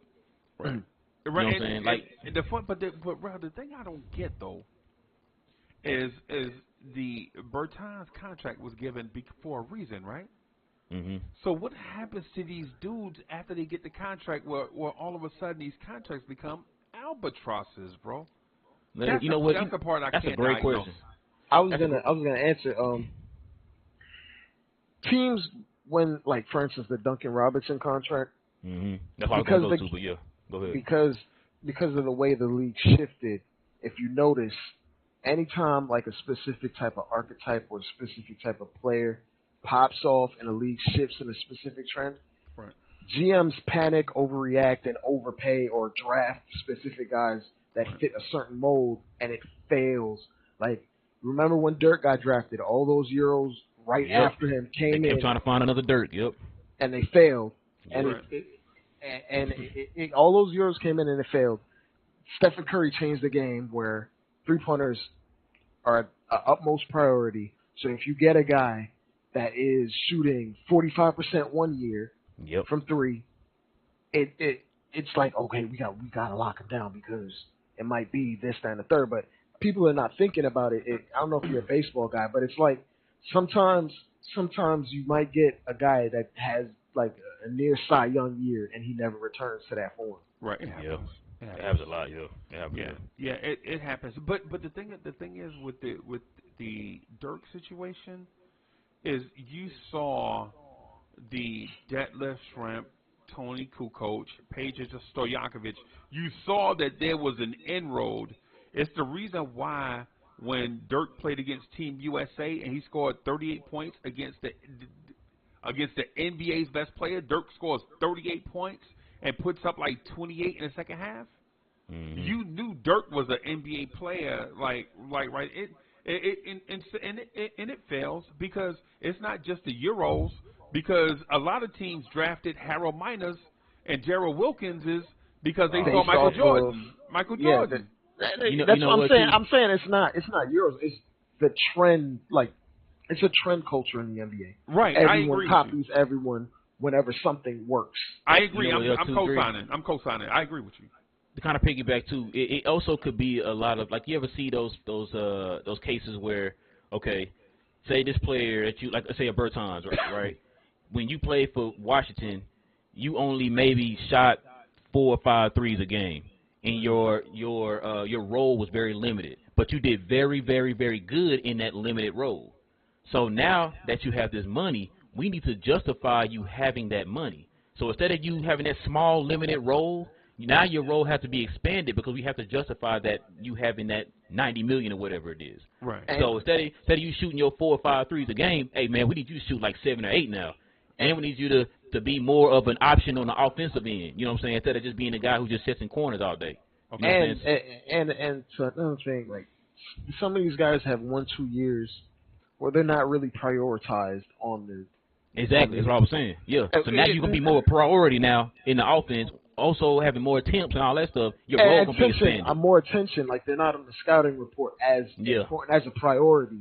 Right. So now when they come out, like Duncan Robinson came out there 1 year and went crazy, and then went crazy in the bubble, and then the league was like, okay, we're not leaving him open. We're just not gonna leave him open. We're gonna make him put the ball on the ground. You are now on the scouting report, sir. And now you're that, because that whole thing where he was a feature part of that Heat offense, and then it got scouted out and blew up, and you couldn't do it. It was like Wildcat, like it worked. It worked for almost 2 years, and then it's on the scouting report. You know exactly every option to take out of it, and then we render him useless. The great players adjust. Right. Another thing regardless. too, Dre, about that too. No, there's no such thing as one-dimensional players no more. You just getting paid as a specialist no more. Mm-hmm. You have to do more now. You know what I'm saying? Like, we had that issue with Tim Hardaway. It's like, we've heard me talk about this on the show. It's like, if Tim goes 3 for 18, their first mind frame is, oh, just give him more minutes and give him more shots. He'll shoot his way out of it. But he's not getting defense or playmaking in that. There you go. You're not rebounding. You're not playing defense. You're not playmaking. Like, you're not giving me anything else, but you're just doing that. That makes you a specialist. You can't do that anymore. But guess what? Because you're hurting us on the offensive end with your shots. You can't contribute to anything else. You're making it harder for our team. Right. You know what I'm saying? With you being on the floor, you're making it 4 out of 5 out there on both ends of the ball. Right. So, like, that's another thing too, man. That whole era of, we just got to be a shooter. There's got to be a shooter. There's got to be a shooter. We're going to pay you to be a shooter. You can't do that anymore. Okay, that's cool. You can shoot. What else can you do? You can get a shooter for vet minimum right now. Right. And that's an excellent point, man. Let me say, chat, this is why you rock and collaborate with other content creators, because you just heard a point right now that I don't know if I've heard. You know what I'm saying, in Knicks universe. And shout out to Mavericks universe also and Hawks universe. But my man said that the era of specialists are gone. And how you know this to be true is because now teams don't even call their players power forwards and small forwards anymore. You rarely hear shooting guard. You basically hear playmakers, front court, back court, playmakers, wings and bigs. Yep. Because there's so much overlap in the skill set. Yeah, everybody has to do everything. So Freezie, are centers going away like the running backs in the NFL? I think they're coming back. Okay. I think they're coming, but now I noticed I hadn't said they're back. I think they're coming back. You know what I'm saying? I think they're coming back because what happened is coaches like Jason Kidd, Tom Thibodeau are tired of seeing layup lines at the rim. And Kidd tired of it? Yeah, well, he says he is. That's what his press conference. He says he is. Right. You know what I'm saying? Now, you know. You start piled up. Okay. Yeah, right. Exactly. Instead of McGee, but whatever. But there you go. But I think teams are tired of seeing layup lines at the rim, and teams are starting to live with the faster pace of play, evening out the destruction of the three-point shot. You remember when the play was slow and teams would knock down threes, and so you instead of having at 3 minutes left to go in the game and you're down by 11, you were like, it's over, right? And now with everybody zooming up and down the floor, teams taking 90 shots a game.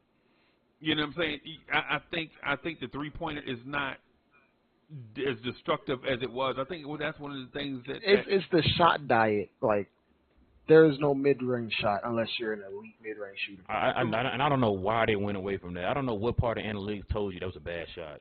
Well, it's a bad shot when it's a bad shooter shooting it. Right. But if you got Chris Paul on your team, DeMar DeRozan, like Devin you got Luka Doncic.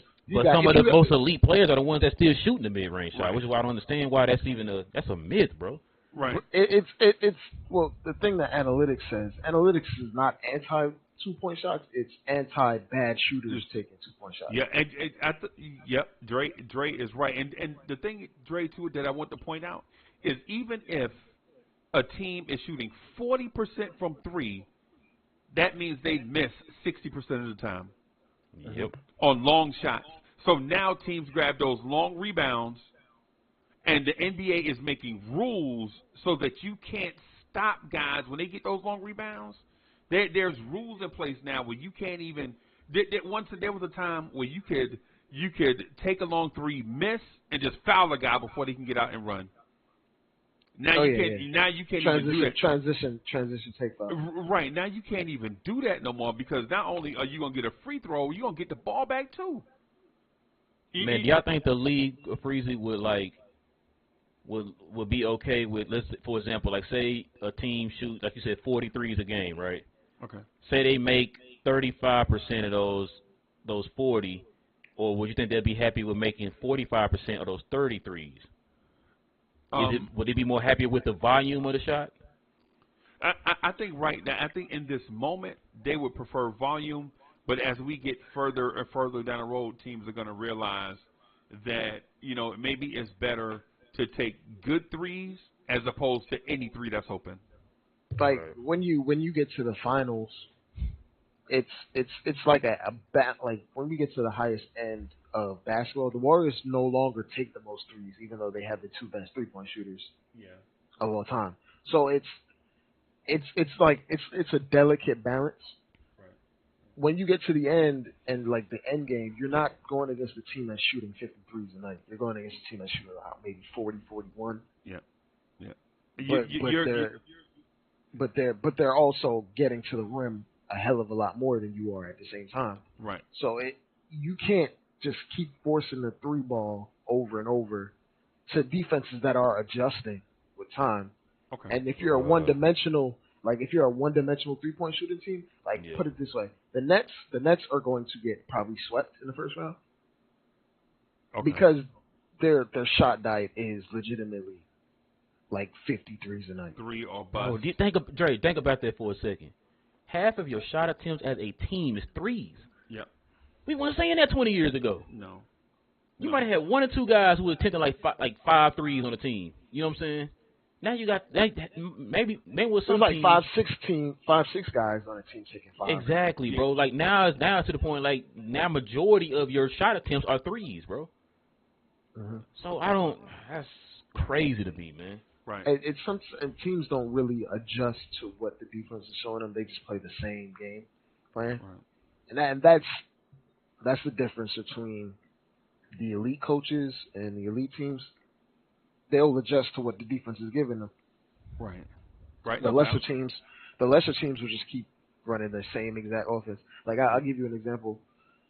The Warriors last year in the finals, they abandoned their freedom of movement, like the fun play style that they had, and went right to straight pick and roll basketball. Oh, they killed us with that. They had to dump that. They had to dump it because, for one, they were not paying any attention to Draymond. Right. They were sagging off. They were trying to stop all the off-ball actions. Yep. So at that point, you had to, and the Celtics were right for this. They purposely were like, we're not going to let you get off the ball. You're not going to get all these momentum 3-point shots, but you're going to have to methodically kill us from isolation, essentially. Right. And that's what Steph Curry did. He had to do. He had no choice because right. Steph Curry really wanted to be off ball. That's what he loves to do. That's what he's been comfortable doing his last 6-7 years. Yeah, Draymond is a ball handler. I mean, he's the point guard pretty much. Yeah, and then it essentially forced it to be, you're going to have to beat us with one guy. And Steph Curry is generational, which is why he was able to do that. But most teams can't beat you with just one guy running pick and roll, which is why which is why not even a jab at Luka, but which is why Luka has hit a certain ceiling with this particular lineup. There needs to be more guys that can do more than one thing to help him out. Yeah, and so go ahead. Just real quick, there were a few things y'all said that I wanted to jump in on.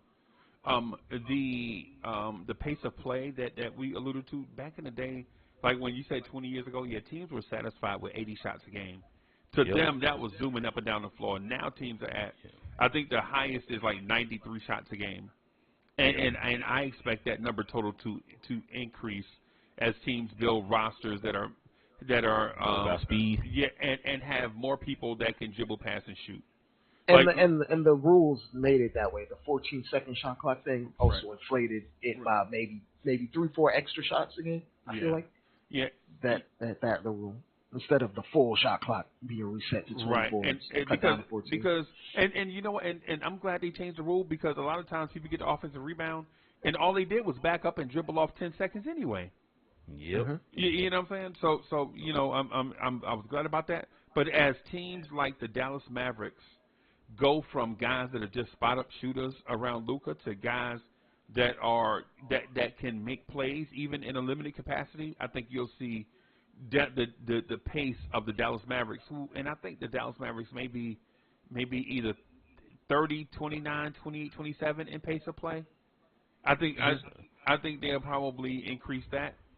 You know what I mean? They might still be like bottom third, but they'll be like 21, 22 instead of all the way at the bottom. Right. And it's the Warriors already shown you the blueprint for where the league is going. You need multiple guys that can dribble, pass, shoot. Right. You can't have guys that can just dribble or just shoot. No passing. You need 2 of the 3, at least. Right. I just want to touch on one other thing that I asked a question on it, and the question is still open ended. Can the Dallas Mavericks, build a championship team around Luka, with or without Kyrie Irving? In my mind, it's yes. Mm-hmm. They have multiple options. It depends on which option you can. If you're Dallas, you have to pick a road and go full throttle. Stay on that road. Stay on that road. Number one. Oh God, bro. Road number one is rebuild around Luka, right? Trade assets, play hardy, play green, go get some other guy, draft a player in this draft, preferably a Taylor Hendricks type player, right? And let him develop with Luka Doncic. Hey, Luka, this is what we're giving you over the next few seasons. Trade away these ginormous contracts of guys that can't do anything. Develop you guys. Listen, if you develop a Jalen Brunson, guess what the Mavs can do? You can draft and develop another Jalen Brunson. The thing with this organization is crying over spilled milk is crazy to me. That's crazy to everybody. Yeah. It's you did it. He's gone. You did it. You drafted him. You developed him. He's gone. Just do the same. It was your fault too. I don't understand why you crying. Right. You did it. Right. So they're like, in my opinion, they're really just a center away, and not even like a top 10 center, just like a top 12, 13-ish center that can get rebounds. Like for instance, I feel like it might sound crazy. I feel like if the Mavs had like Clint Capella or something, they would probably be at 5-6 seed, just by having Clint Capella. Right. Let me finish up this thing just real quick on that first road. I'll do the second road, and then I'll just move out of the way. Right. So on this first road, build a team around Luka. Right. But you got to give Luka the type of players that he'll feel comfortable playing with, and allow chemistry to develop between Luka and these players. Instead of shuffling every year, a major trade every year. You think about it, Dre. When's the last time you saw Dallas go through a season without a major trade? Take your time. Maybe Luka's rookie year. No, we got KP's rookie year. Yeah. In the rookie year. Yeah. Mm-hmm. Yeah. It was this. Oh wow! Yep. I thought it was. Okay, I was about to talk about something as soon as I thought that was his second year, but it was because he actually played.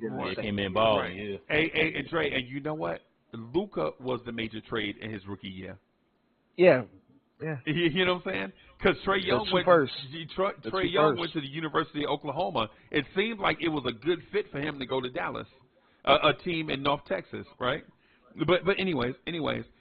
Just draft and develop chemistry over time. You tell Luka, listen, bro, it's hard to win in this league. We're going to get you some high upside guys. We're going to bring in a high upside, a developmental coach like Nick Nurse, a Euro coach, and we're going to allow this thing. You don't do me like that, man. And allow this thing to play out over time. Now, road number two is. Forget all these draft picks. Forget these kids, right? Go get Luka some guys that take the load off of him right now. Like you got to go get DeAndre Ayton, OG Anunoby, and maybe some shooters to go around Luka. That way you don't have to worry about Luka. Man, I saw Luka the other night taking on the top defensive assignment at the end of a game. Why is Luka Doncic taking on the top defensive assignment at the end of a game? He's We got Master Cleveland to wipe out. You understand where I'm going, right? No, I understand. Go. And the thing that's sad is he's actually, when he puts in the effort, he's actually a solid defender. No, and that's the thing. Y'all, I've watched my show before. I've said this a million times on my show. I said there's 3 things I want Luka to work on this offseason, right? That's to come in a better condition. Yep. To give effort on defense. Right. And to just stop crying to the referees. That's the only 3 things I want him to work on, man. And you be good to go. Right. You can get 2 of those things. You're not gonna get all 3 though. Hey, why can't I? Because it's. I'm not asking you to sell me a kidney. Those are 3 very simple things you should be able to do. I understand. I feel you. I understand what you're saying. But it's hard for a NBA player to be a max effort guy on one side of the floor and then be the same guy on both sides of the floor. Which is roster. So, like, if they gave him some help to alleviate a lot of his load, then he could put forth a little bit more effort. Right. Because while we can say, like, he's probably not in the best shape of his life. No. But to have Bubble looks in the best shape. Yeah, but to have that much volume on offense and still be like the most efficient isolation player, it takes some level of being in shape. But if he had more help, it would balance the dynamic, and then him being in shape, of course, would help him on defense. So let me can I say something about that real quick, Freezie? Okay. I was gonna touch on that when you brought it up a minute ago. So you're talking about the championship building around Luka and all that. This is the thing I need folks to understand. When you talked about when was the last time Dallas didn't make a significant trade, and he brought up the rookie year, right? Right. So from the time that Luka stepped into the league, I take that back, the second half of his rookie year to now, Luka has been asked to play this way since he's been in the league. Right. The only time he's been a guy who's been played off the ball was his first half of his rookie year. Right. So for him for you to get those certain players that you want around him, it's going to take Luka to finally sit down and say, I need to change my game. Right. That's the only way that's going to work. We see this here with Kyrie and Luka. Yeah, both of those guys are going off each or whatever, but it still feels like it's your turn, my turn. Right. And like I said, a lot of that has to do with the fact that we got Kyrie for this short amount of time, which you didn't have enough time to kind of gel and all that stuff. And also, it's going to take a while for Luka to break that habit of being the guy where I got to go out there and do everything, because he's been doing it for 4.5 years. Right. So we can't ask him to do something in 20 games that he's been doing for 4.5 years. Mm-hmm. So it's going to take this guy to go in with the mind frame this offseason to break that habit of, look, I don't have to be the guy that dribbles out the clock and dribble the air out the ball and got to do all the offense. If you have a guy like Kyrie and whoever else we pick up, right, you can be within a flow of an offense, learn how to move without the ball. Right. You know what I'm saying? I was gonna say, like, he did, like, he needs to work on just his straight up shooting, like. Yes. Legitimately, straight, like, shooting. Straight off, straight catching, shooting, and all that. He needs to be, I don't know what his free throw shooting is right now. He needs to be, like, 87, 88 at the free throw line. 80. Hold on, Dre, you asked for too much. Can you be 80, please? Just be 80. 80. Just be 80. I assumed he was, like, 78, 79. No, I wish. He's 71. He's like 73. Yeah, like 72, 73. Yeah. So I was going to say 85 just to be fair, but damn. 80 but, man, it's because of conditioning, bro. It's because of conditioning. Yep. But the thing I was gonna the part that I want to mention is just this real quick, right? The second part, if you go the veteran route, it'll be easier for the Mavs to build a championship contender.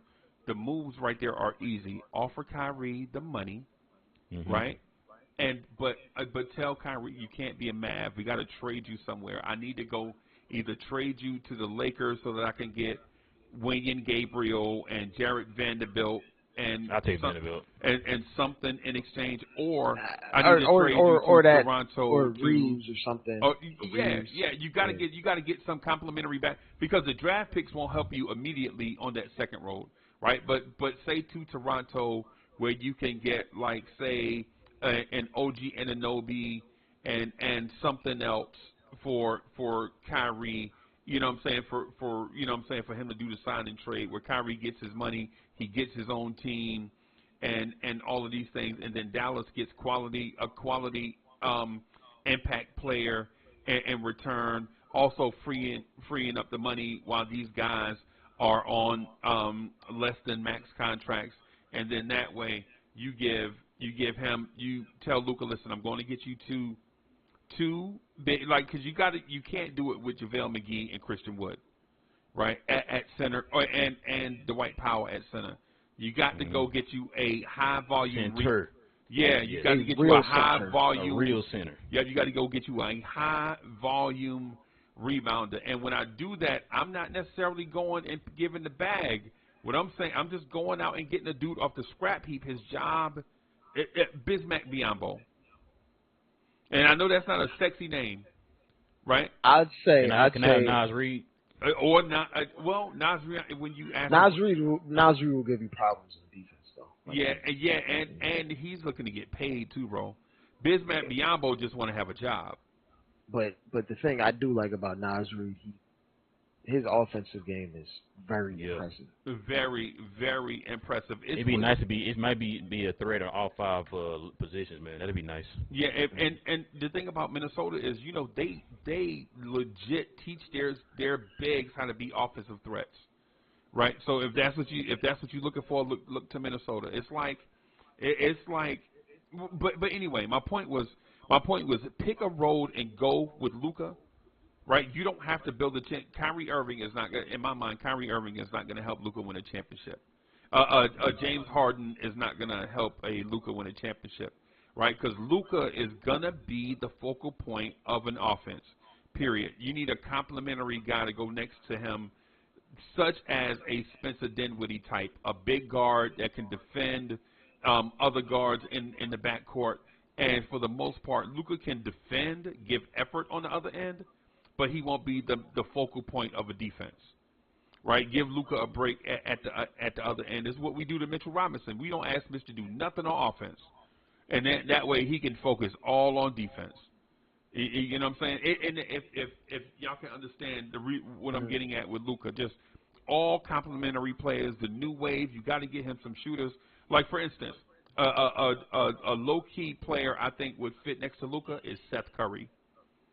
Right, yeah, we had Seth. Yeah, I know, and it Shouldn't worked. have got rid of him. And it worked, Yeah. right?